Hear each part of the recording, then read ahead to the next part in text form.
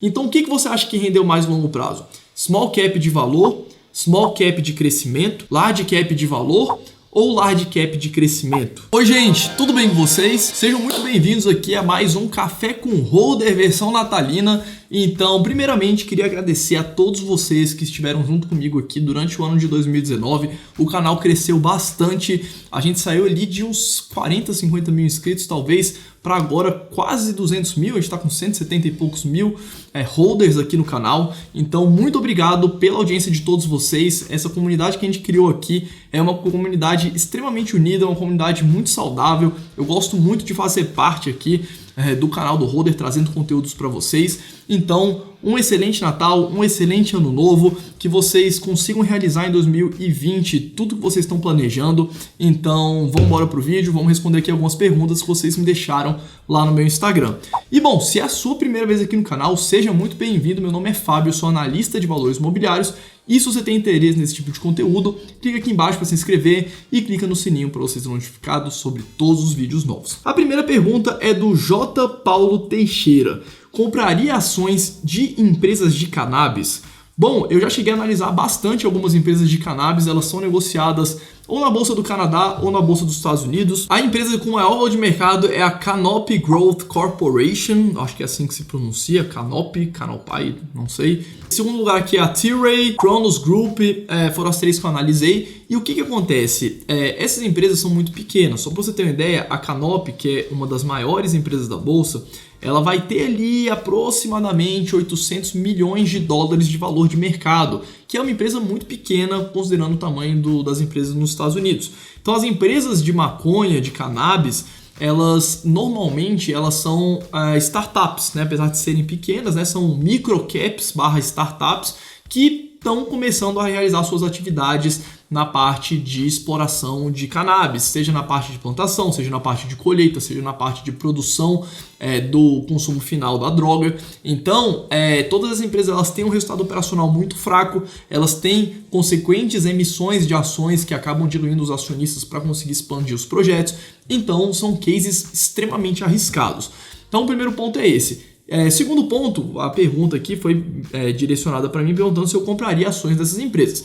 Não me chamou atenção nenhuma empresa específica por essas características, né? São empresas muito pequenas, muito extensivas em capitais, com uma incerteza grande agora. A gente tem um risco regulatório grande, né? Porque, enfim, a gente sabe que o aumento de consumo de cannabis nos Estados Unidos e no Canadá vem aumentando bastante junto com a legalização, mas ao mesmo tempo a gente pode ter uma mudança de direção, principalmente por causa da legislação. Então, se eu fosse investir em cannabis, eu investiria em um ETF que chama MJ, provavelmente deve ser de marijuana, né? Então o código de negociação é MJ, esse ETF é listado na bolsa lá dos Estados Unidos e ele contempla as maiores empresas de cannabis. São aproximadamente 38 empresas, se eu não me engano, são 37 empresas. Esse ETF ele tem mais ou menos 682 milhões de dólares de patrimônio sob administração. Ele tem um volume de aproximadamente 15 milhões de dólares por dia, um volume tranquilo para a maioria dos investidores pessoa física ter posição, tá? Então não vejo muito problema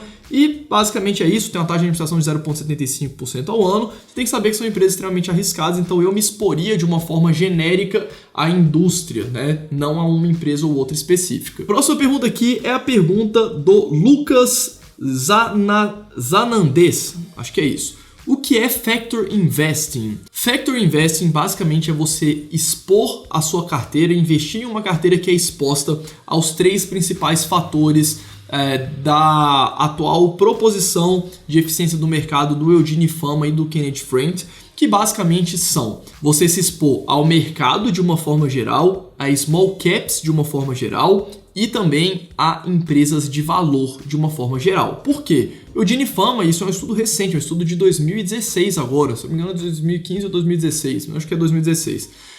O estudo que ele publicou, que chama Five Factor Model, que tem mais outros fatores, mas esses três fatores explicam ali 88% mais ou menos das variações das ações.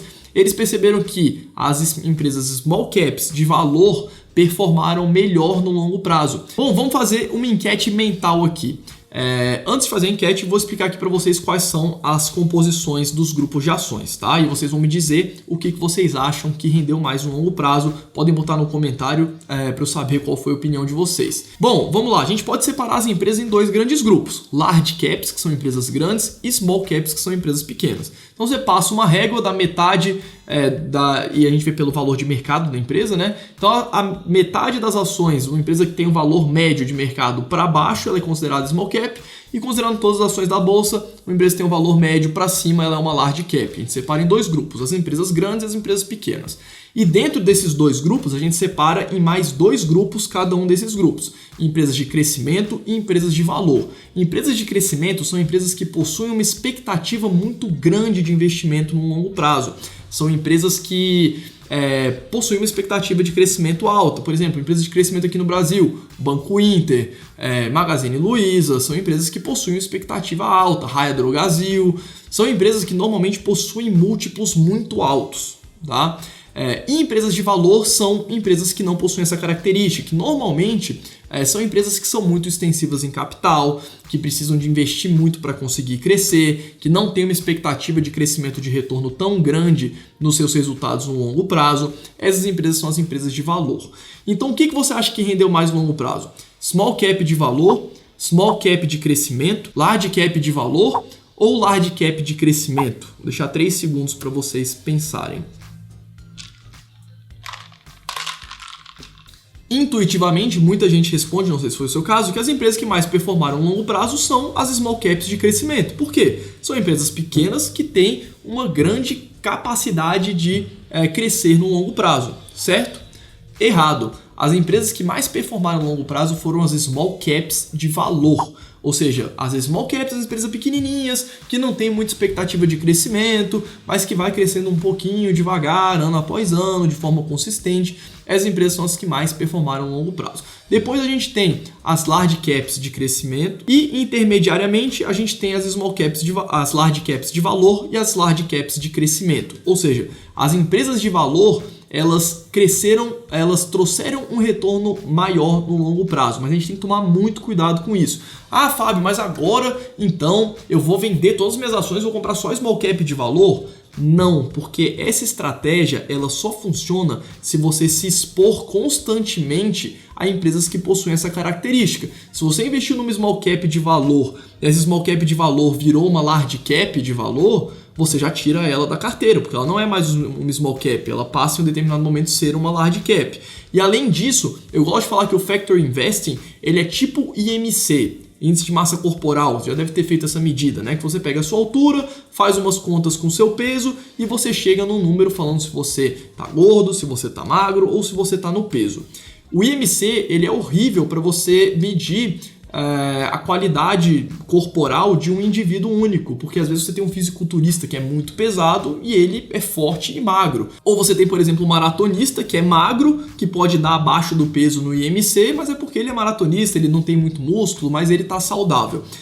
Então, individualmente, o Factor Investing ele é muito ruim para você escolher pontualmente ações. Mas, da mesma forma como o IMC ele é um indicador que é muito bom para você ver se uma população está gorda, se uma população está no peso, se uma população está magra, o Factor Investing funciona da mesma forma. Então, você se expor constantemente a empresas que possuem essa característica obteve uma performance melhor no longo prazo. Vou colocar um gráfico aqui só para vocês terem ideia do retorno de $1 investido em cada uma dessas 4 classes de ativos. E a gente vê que em small caps de valor o retorno foi extremamente maior. E como que você faz isso? Porque investir em small caps de valor ou small caps de crescimento, large caps de valor, você tem que oxigenar a sua carteira. Porque conforme a empresa sobe, a sua cotação sobe, a empresa pode deixar de ser valor e passar a ser uma empresa de crescimento nessa métrica. Então você vai ter que oxigenar, isso gera muito giro na sua carteira. Então a melhor forma de você fazer isso é você comprando ou o ETF que chama VIOV ou o ETF que chama IJS, eles usam a mesma parametrização, eles só são de empresas diferentes, são listados lá na Bolsa dos Estados Unidos e eles se expõem a aproximadamente 600 small caps de valor na maioria do tempo. Então é um ETF que ele está sempre se expondo constantemente a small caps de valor.